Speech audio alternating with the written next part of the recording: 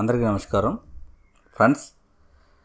గత కొన్ని రోజులుగా మనం ఆంధ్రప్రదేశ్ ప్రభుత్వం నూతనంగా 2024లో 10th క్లాస్లో ప్రవేశపెట్టిన సోషల్ స్టడీస్ సంబంధించి లెసన్స్ అన్నీ నేర్చుకుంటూ ఉన్నాం. అందులో భాగంగానే ఈరోజు చరిత్ర విభాగంలో లాస్ట్ లెసను 5వ లెసను ముద్రణ సంస్కృతి ఆధునిక ప్రపంచం. ఈ యొక్క లెసన్ గురించి డీటెయిల్డ్గా టెక్స్ట్ బుక్ నుండి బిట్ మిస్ అవ్వకుండా ప్రతిదీ నేర్చుకుందాం. ఈ యొక్క వీడియోలను డిఎస్సిని దృష్టి పెట్టి చేస్తున్నాం కాబట్టి ఈ వీడియోలు నచ్చితే లైక్ చేయండి, షేర్ చేయండి, సబ్స్క్రైబ్ చేసుకోండి. ఫ్రెండ్స్, ఈ యొక్క మైండ్ మ్యాపింగ్ బుక్స్ కావాల్సిన వారు నా నెంబర్ స్క్రోల్ అవుతూ ఉంటుంది. ఆ నెంబర్ కాంటాక్ట్ చేసినట్లయితే మీకు డీటెయిల్స్ అన్నీ కూడా తెలియజేయడం జరుగుతుంది. నచ్చితే బుక్స్ తీసుకోవచ్చు.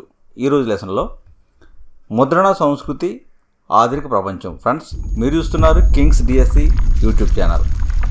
చూసినట్లయితే ఇక్కడ తర్వాత పఠన వ్యామోహం ఈ అంశానికి సంబంధించి చూసినట్లయితే ఇక్కడ ఐరోపా ఖండంలో అక్షరాస్యత రేటు అనేది 17-18 శతాబ్దాలలో చాలా ప్రాంతాల్లో పెరిగింది. అక్షరాస్యత రేటు ఐరోపాలో 17-18 శతాబ్దాలలో చాలా ప్రాంతాలలో పెరిగింది. చర్చిలు పాఠశాలలు ఏర్పాటు చేసి రైతులకు, చేతి వృత్తుల వారికి అక్షరాస్యత అందించాయి. ఐరోపా ప్రాంతంలో ఉన్న చర్చిలు ఏవైతే ఉన్నాయో ఆ చర్చిలు పాఠశాలలు అనేవి ఏర్పాటు చేసి రైతులకు, చేతి వృత్తులు గల వారికి అక్షరాస్యతను అందించాయి. 17వ శతాబ్దం నుండి బాడుగకు పుస్తకాలను ఇచ్చే గ్రంథాలయాలు వాడుకలోకి వచ్చాయి. అంటే 17వ శతాబ్దం నుంచి అద్దెకి పుస్తకాలు ఇవ్వడం, ఈ ఇచ్చే విధానం, అటువంటి గ్రంథాలయాలు వాడుకలోకి వచ్చాయి 17వ శతాబ్దం నుండి. 18వ శతాబ్దం చివరిలో 60-80% అక్షరాస్యత అనేది ఐరోపాలో ఉండేది.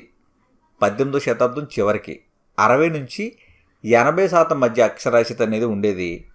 19వ శతాబ్దంలో ఐరోపా అక్షరాస్యతలో భారీ స్థాయిలో ముందడుగు వేసింది. 18వ శతాబ్దం వరకు 60-80 మధ్యలో ఉన్న అక్షరాస్యత 19వ శతాబ్దం వచ్చేసరికి భారీ స్థాయిలో అక్షరాస్యతలో ముందడుగు వేయడం జరిగింది ఐరోపా. అదేవిధంగా ఇంగ్లాండ్లో పెన్నీ చాప్, ఈ పెన్నీ చాప్ని చాప్మెన్ అని పిలుస్తారు. ఇతని యొక్క పుస్తకాలను చిన్న వ్యాపారులు ఎవరైతే ఉంటారో వారు ఈ పెన్నీ చాప్ పుస్తకాలను పెన్నీకి అమ్మేవారు. అదేవిధంగా ఫ్రాన్స్ ప్రాంతంలో చూసినట్లయితే బిలియోటిక్ బ్లూ, ఈ ఫ్రాన్స్ ప్రాంతంలో బిలియోటిక్ బ్లూ అనేవి తక్కువ ధర కలిగిన చిన్న పుస్తకాలు.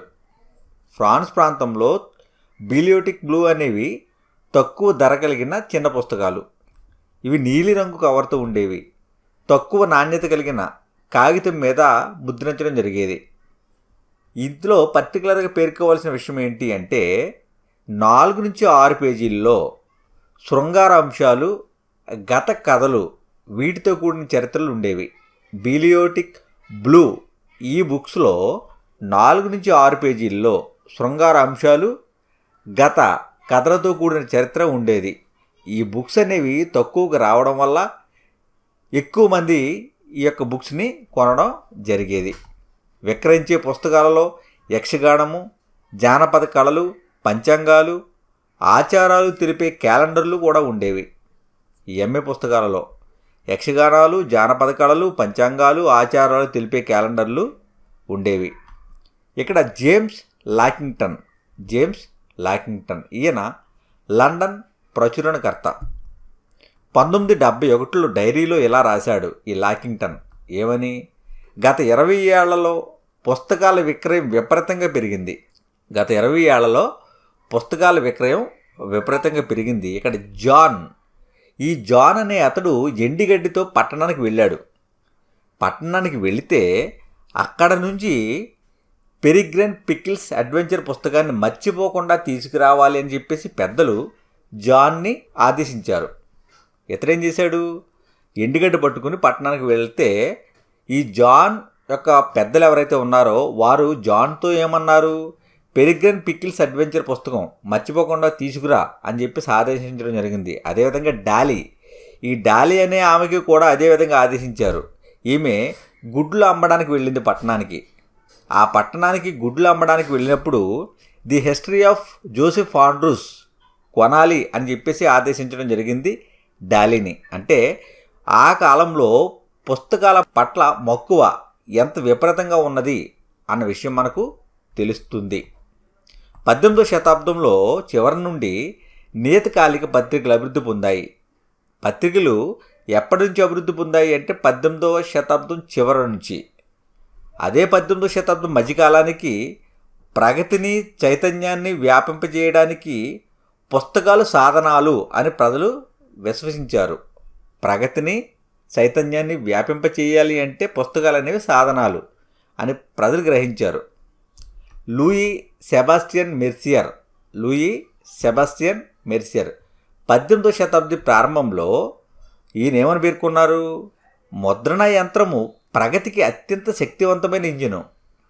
ముద్రణ యంత్రం అనేది ప్రగతికి అత్యంత శక్తివంతమైన ఇంజిను. ప్రజాభిప్రాయము నిరంకుశత్వాన్ని పారద్రోలగల శక్తి.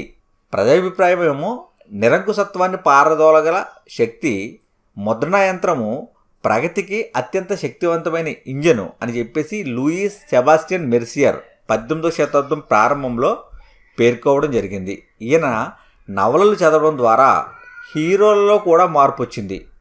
లూయి సెబాస్టియన్ మెర్సియర్ నవలలు చదవడం వల్ల హీరోలలో మార్పు వచ్చింది.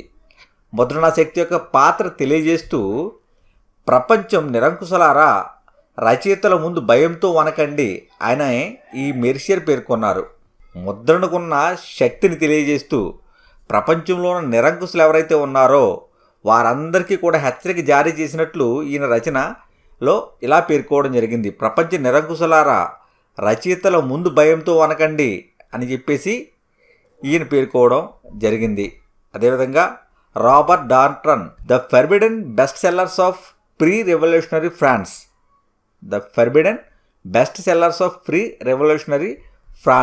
1995లో దీనిని లిఖించడం జరిగింది. అందులో మేయర్ గూర్చి పేర్కొంటూ ఏమన్నాడు? నేను చదవడం చూసి ఎవరైనా దాహంతో చనిపోతూ తాజా స్వచ్ఛమైన నీటిని గుటుక్కుని త్రాగుతున్న వ్యక్తితో నన్ను పోల్చి ఉంటారు. అంటే ఇక్కడ నేను చదువుతూ ఉన్నాను, నన్ను ఎవరైతే ఇలాగా చదవడం చూశారో వాళ్ళు ఏమని ఆలోచిస్తారు? ఎవరైనా ఒక వ్యక్తి దాహంతో చనిపోతూ ఉన్నప్పుడు అతనికి నీరు అందిస్తే ఎంత తొందరగా నీటిని గుట్టుకుని తాగుతాడో అట్టి రీతిగా ఇతర పుస్తకాల్లో చదువుతున్నారు అని చెప్పేసి అనుకుంటారు అని నా గూర్చి ఈ ఎదుటివారు ఆలోచిస్తారు అని చెప్పేసి ఈయన పోల్చడం జరిగింది. అత్యంత జాగ్రత్తతో దీపాన్ని వెలిగించి ఆకలితో ఉన్నట్లు చదవడంలోకి వెళ్ళాను. నేను జాగ్రత్తగా దీపాన్ని వెలిగించాను. ఆకలితో ఉన్న వ్యక్తి ఏ విధంగా అయితే అన్నాన్ని తింటాడో అదేవిధంగా నేను చదవడంలోకి వెళ్ళాను. దీపపు కాంతి అయిపోతున్నా కానీ నేను చదువుతూనే ఉన్నాను. దీపపు ఒత్తి కూడా పెంచడానికి నేను సమయం తీసుకునేవాడిని కాదు. అంటే ఆ దీపం ఆరిపోతూ ఉన్నా కానీ నేను చదువుతూనే ఉన్నాను. ఆ ఒత్తిని మరలా దాన్ని నిలబెట్టడానికి కూడా నేను సమయం తీసుకునేవాడిని కాదు. అంటే పుస్తకాల పట్ల ఎంత మక్కువ ఉన్నది అన్న విషయము ఈ మాటల ద్వారా మనకు తెలుస్తుంది. చివరికి ముద్రణ యంత్రం లోహంతో తయారు చేయబడింది. ముద్రణ సంస్కృతి ఫ్రెంచి విప్లవానికి సంబంధించిన 3 రకాల వాదనలు వినిపించాయి. ముద్రణ సంస్కృతికి సంబంధించి ఫ్రెంచి విప్లవానికి సంబంధించిన 3 వాదనలు వినిపించాయి. అందులో ఒకటి చైతన్యవంతులైన మేధావులు. ఈ చైతన్యవంతులైన మేధావులు భావాలను ముద్రణ ప్రాచుర్యంలోకి తెచ్చింది. ఎవరైతే చైతన్యవంతులైన మేధావులు ఉంటారో వారి యొక్క భావాలను ముద్రణ వెలుగులోకి తెచ్చింది. ఆచరణ కంటే వివేచన ముఖ్యం అని ఈ చైతన్యవంతులైన మేధావులు వాదించారు. ఆచరణ కంటే వివేచన ముఖ్యమని. వివేచన హేతుబద్ధత ద్వారానే ప్రతిదీ నిర్ధారించబడాలి అని, హేతుబద్ధత ద్వారానే ప్రతిదీ నిర్ధారించబడాలని వాల్టేర్ రూసో రచనలు విస్తృతంగా చదివారు. ప్రపంచాన్ని విమర్శ, ప్రశ్నించడం, హేతుబద్ధత అనే దృష్టితో ఈ చైతన్యవంతమైన మేధావులు చూశారు. రెండో పాయింట్ ఏంటి అంటే ముద్రణ.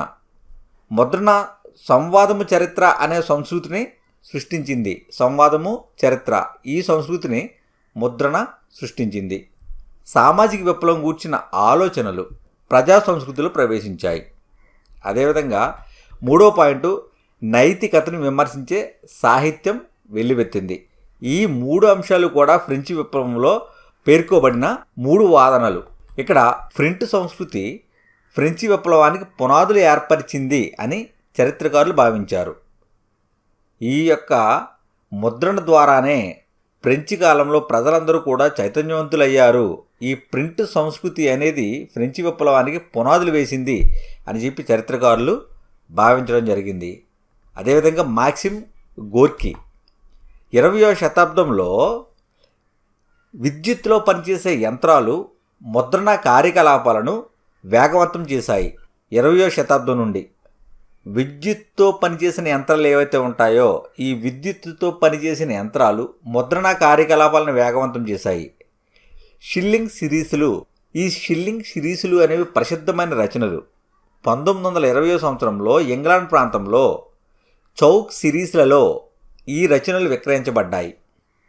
20వ శతాబ్దంలో షిల్లింగ్ సిరీసులు అనే రచనలు 1920 ఇంగ్లాండ్లో చౌక సిరీస్లలో విక్రయించబడ్డాయి.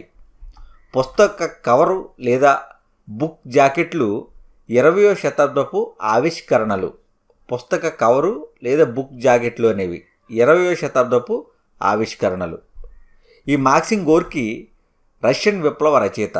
మై చైల్డ్హుడ్ మై యూనివర్సిటీ, ఈయన రచన ఏంటి అంటే మై చైల్డ్హుడ్ మై యూనివర్సిటీ వంటి రచనలు వీరి కష్టం పోరాటాలను సంక్షిప్తంగా అందించాయి. ఈ రచనలు వారు పడిన కష్టాన్ని పోరాటాలను సంక్షిప్తంగా అందించాయి. తర్వాత 19వ శతాబ్దంలో జరిగిన అంశాలు, మిగిలిన అంశాలు నెక్స్ట్ విభాగంలో డీటెయిల్గా నేర్చుకుందాం. వీడియో నచ్చితే లైక్ చేయండి, షేర్ చేసి సబ్స్క్రైబ్ చేసుకోండి. Thank you.